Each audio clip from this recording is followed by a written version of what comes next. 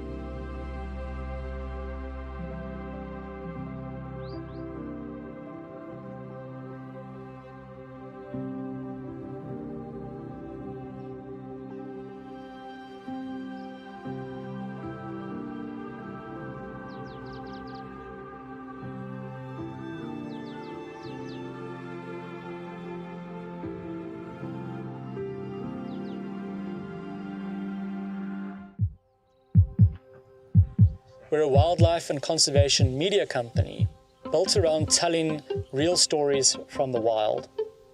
We believe in showing nature honestly, celebrating the wins, acknowledging the challenges, and helping people understand what's really happening out here. We make documentaries, we create conservation storytelling and marketing, and ultimately, we want our work to make a difference. Oh yes, our expertise is live, live, live. From the outside, it can look like we're just out here having fun in the bush. And yes, there are incredible moments, but behind every story is purpose. That's why being part of Safari Guide of the Year means so much to us. Guides are often seen as the people that drive the vehicle or just find the animals, but there's so much more to being a guide. Guides are educators, they're storytellers, and they're ambassadors for the wild. And they are the people creating a meaningful connection between humans and the natural world. They work incredibly hard and deserve to be celebrated.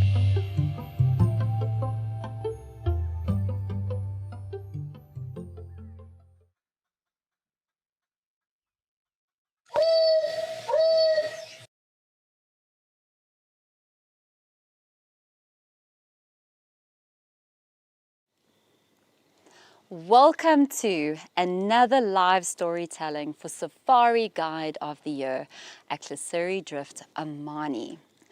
Today has been exhilarating. So this morning we all woke up and the guests and the finalists went out for their track and sign assessment.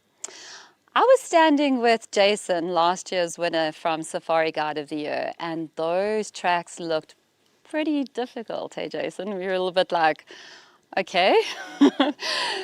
But then the afternoon we had a beautiful brunch under the trees and we all went out our various ways. So Otto went on a guided bushwalk and Samantha on a game drive. I joined Canon's Roger Mashin and we went on a photographic safari with Jordan. And man, like driving across the Klesuri Plains, it's just, there were so many moments where I just sat and went, wow, this country is so, so beautiful. And so we were driving up and minding our own way. And just shortly afterwards, we saw this beautiful female leopard underneath a tree. And she had a kill. She had an impala kill just below the tree. And I think obviously she had a little bit to eat and tried to take it up and dropped it again.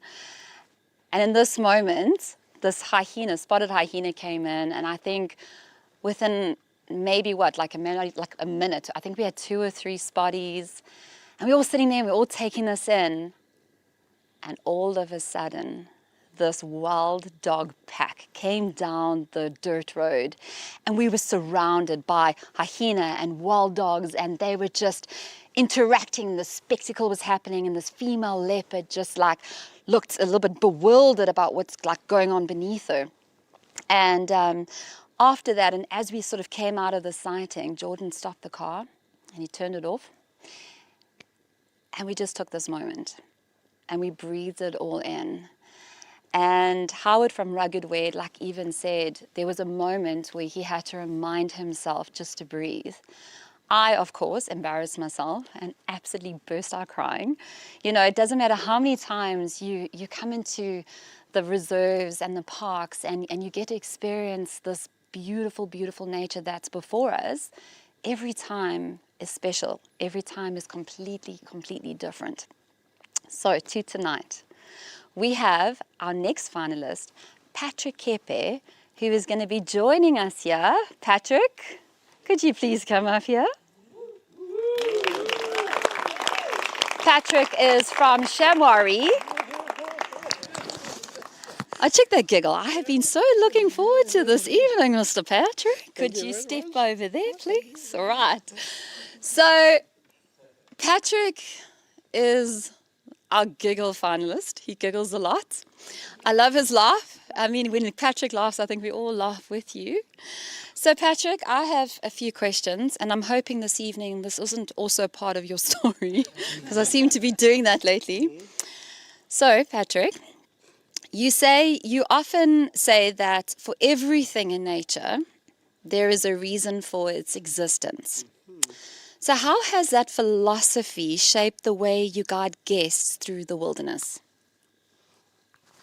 It is a very humbling experience, because guests, they live changing the way they see life and changing the way they see themselves and changing the way they see the world. So because of all the nitty-gritties that add up together, they go home understanding the wider picture and the broader picture of the world. Yeah. Absolutely. So, my next question is, you once watched another guide spot a rhino that you couldn't see, and it sparked your desire to develop what many call ranger's eyes. After 13 years at Shamari, what do you think guides need to learn to truly see? Is just to keep silence and let the nature talk to us. That's the best answer I can give you. I love it. Well, ladies and gents, here's Patrick for his storytelling. Do you need it on you? I would love it only because Do you have? Look at that laugh. Is that like secure? Yeah, I hope so, yeah. All right. Yeah. Ladies and gentlemen, good evening to you. So today, I was pacing up the fence line, trying to think, what am I going to tell you today? And trying to choose the best words that I can say, what I want to say. And then somewhere along the lines, I realized that is not who I am. The Patrick I am is the That's who I am. What most of you don't know is that my world before existed just behind the bar counter. As the game vehicles return from game drives, I would be there waiting, watching dust-covered vehicles carrying smiling guests. And I'd ask them how their safari was. And I did so while I was pouring their drinks and they were pouring out their stories. Patrick, the elephants were walking closer to the vehicle that you can hear them breathe. The lions, as I'm speaking to you, if you can look outside, you will see them right on the axis of the lodge. We saw a female leopard on top of the saddle.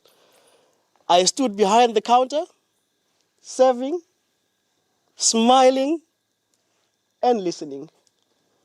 But with every story being told, it left something behind inside me.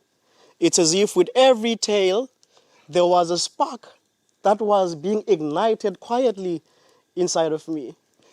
It went as far as listening to rangers when they are talking. And I would stood there listening, because some rangers, they had the gift of taking simple sightings and turn them into these beautiful stories. When they were speaking in infrasonic sounds, I would actually make excuse and go ask if they would like a top-up because I wanted to listen to what they were talking about. And that actually sparked something inside of me. One day I had a lady that actually was telling me about how beautiful her elephant sighting was. And while she did so, she was actually shedding tears. As a bartender, knowing how brilliant I am in what I did behind the counter, I wasn't sure whether it was the story itself that got her emotional or it was a full bottle of Pinot Charge that she finished by herself. This is a story of how I became a ranger. I knew I had to go on game drive. And I did after the lady was crying in the bar just to find out what that was all about. I returned, went behind my bar. As I was cleaning the glasses, I caught a reflection of myself. And I realized at that moment that life behind the bar was never, ever going to be the same for me again. I knew there was only one bridge that was standing between myself and the reality of my dreams. That was a mentor, that was a trainer, and for the past 15 years, I've been under the same shoulders, under the same shadow, and under the same mentorship. And how this happened is I was still behind the bar. I knew I had to meet one guy, which is Andrew Kenny, who is still my mentor and my boss up to this day. It's as if the angels carried him because he came right at the right time when I was still battling. How am I going to approach this guy? And as he was coming, I ran outside the bar. I met him halfway. Now, I had remembered that back in the days, he was explaining something about the folktale drongo. So I went there. I saw this folktale drongo on the aloe pharynx. I said, Sagas, aha, I know what that species is. And he smiled and looked at me and said, what is it? I said, it's a fork-tailed drongo. And he smiled. I knew I won his heart. And he asked me, are you sure about what you want to do? I said, I'll come back to you. And then on that very same afternoon, I was helping out the lodge with the sundowner stop. As I was driving, we just had recent rains. So the pathway was flooded across. What I couldn't see beneath me or beneath the surface was the fact that the water got washed away or the soil got washed away, so my vehicle got stuck. No cell phone, no reception. I could hear people asking, where is Patrick on the radio? But I could not send back. I only had one choice, and that is to Kapatuan. For some reason, the silence of the bush was way too amplified for me on that day. And each time I look at the shadow of the trees, it's like every shadow held a question. And every step I took demanded respect. So I walked for 6 kilometers until I got to the lodge. And everybody was like, Patrick, where have you been? I went to Andrew and I said, I have got a confirmation that I am destined for this calling. I am actually destined for being a ranger. Ladies and gentlemen, my first game drive, now as a fully fledged ranger, I had 2 different sets of guests, one Spanish couple and one Afrikaans couple. That very same folktale drongo that would break my dreams to reality, it would soon prove to be the same species of bird that would actually almost get me killed one time. I greet my Spanish guest, which I met way earlier, and I decided, okay, I need to show up. And these are my first guests ever. So I went to learn a bit of Spanish. And I came to them, I said, hola. They said, hola. I said, ¿cómo estás? They say, ay, muchas gracias. They say, hablo un poquito, hablo español. I said, hablo poquito. So I decided, okay, this is standard grade, all right? I'm going to go up higher grade now. It was a hot day, and I said to them, muy caliente. And they looked at each other, and they looked at me. Now, in my mind, I'm like, maybe they didn't hear me, so let me speak louder. So I said, muy caliente.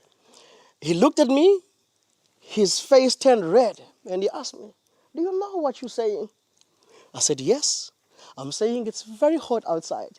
He said, no, you're saying my wife is hot.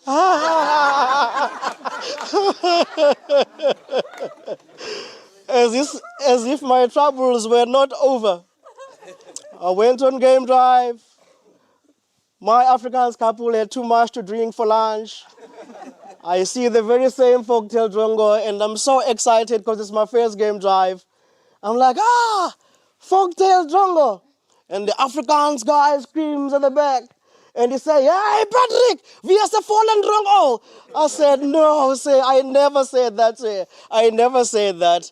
Ladies and gentlemen, today I stand before you not because I chose guiding, but because it chose me.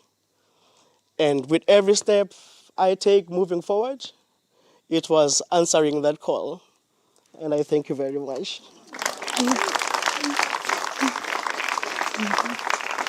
Thank you.